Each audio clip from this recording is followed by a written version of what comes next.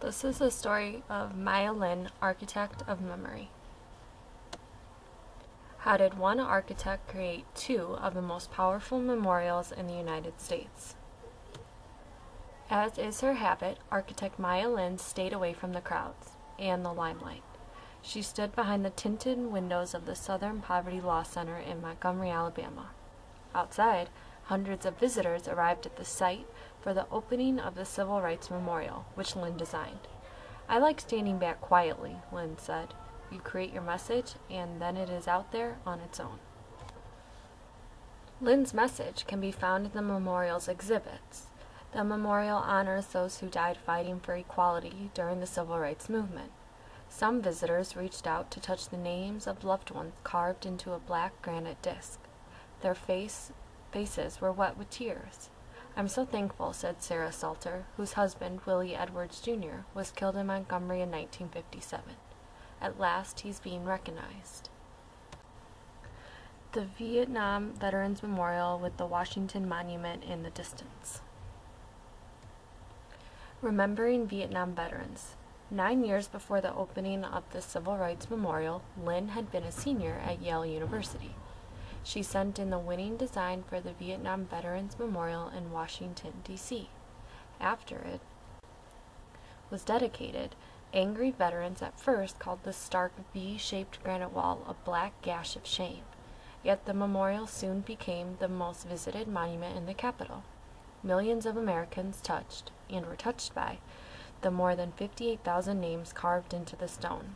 They are the names of Americans who died in Vietnam. Lin's Vietnam Memorial does not present any artifacts of the Vietnam era. It is just a wall.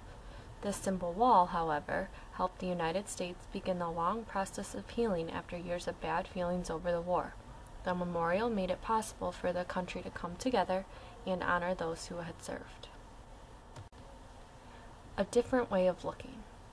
"I am an architect, I am an artist. I make things," Lin said. "I just love the fact that I can make a work and put it out there, and walk away from it, and then look at it like everyone else." Paying respects on a rainy day. As Lin grew up in her hometown of Athens, Ohio, one of the subjects she did well in was mathematics. That skill first led her toward architecture and now shapes her outlook on work.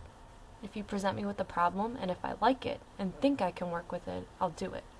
In fact, Lin finds herself driven to solve a problem immediately. Throughout Lin's career, she has shown her range as an architect. Her other projects include the design of a stage set in Philadelphia, an open-air gathering place at Juniata College in Pennsylvania, a playful park outside the Charlotte Coliseum in North Carolina, with trees shaped like spheres, and a 38-foot clock for a New York City train station that has moving rays of light instead of hands. Lin's work shows a thoughtful approach to building design. "It's the kind of thing," Lin said, "that requires patience, awareness, and added sensitivity." Inspiration from a great leader. Too young to remember the civil rights movement firsthand, Lin researched it for months while working on the design for the Civil Rights Memorial. She was struck by a line from Martin Luther King Jr.'s "I Have a Dream" speech.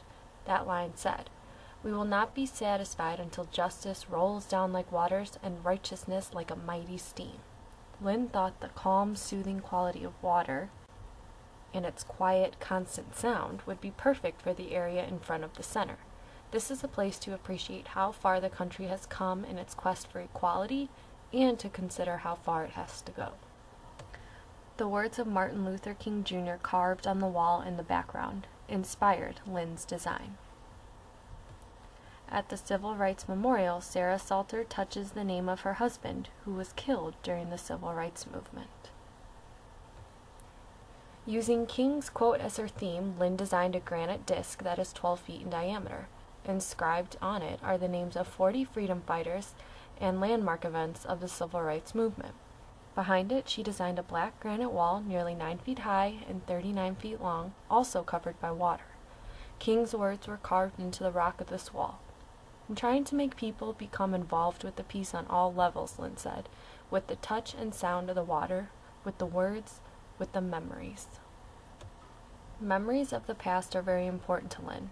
After all, she asked, if you don't remember history accurately, how can you learn?